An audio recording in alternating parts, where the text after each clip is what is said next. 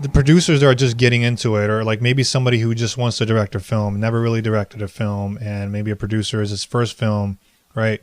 So should there be some prerequisites to understanding certain things before you get into it? Because things like this happen, right? And it's usually from people who don't know how to, do blocking, don't know how to set up a crew on time and kind of put it all together. Let's say, and the crazy thing is I've been on things like this, and it's usually people have a lot of money to put into these films. Yep. And then they're the least informed. They don't have that much information. So what it is they bring a big crew, they put all this money down, and essentially the blocking is really bad, or the organization is really bad, right? So should there be some prerequisites in a way that, and you can't force people to do, of course. No. But like, should it be recommended? Yeah, I mean, there always has been a prerequisite. You were supposed to start as a PA.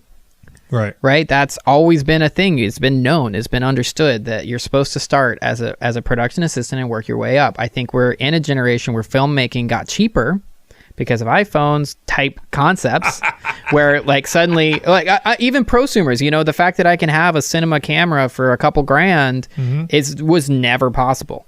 Right. You had to load. You were going to spend more than $2,000 a day on film stock. That was what it used to cost. Now it's cheaper. You can afford to learn from the top, right? Is what I would say. Right. And that's a really impossible thing to do. It's hard to learn from the top. It's hard to be at the top and learn from people under you.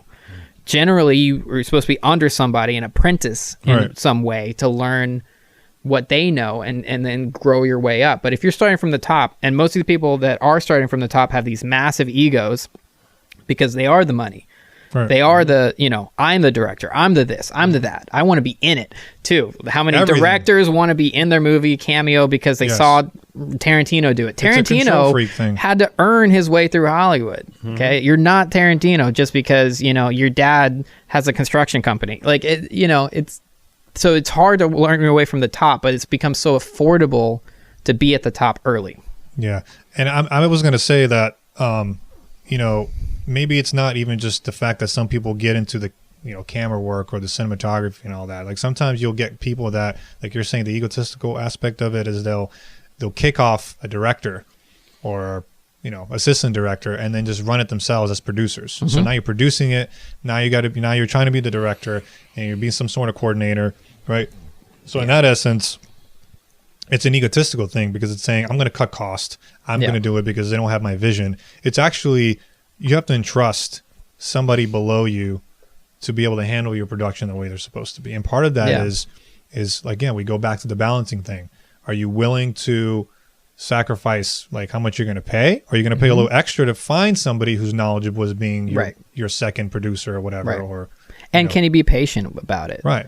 Can you be willing to have a couple projects you aren't anticipating on selling just to make sure you have a crew that knows and make sure everybody is gelled and then repeat with a similar crew? That's kind of how it goes. And you see a lot of first-time filmmakers where they make a movie, they spend all their money on people they have never met before. They just, they talked a good game, and so I hired them.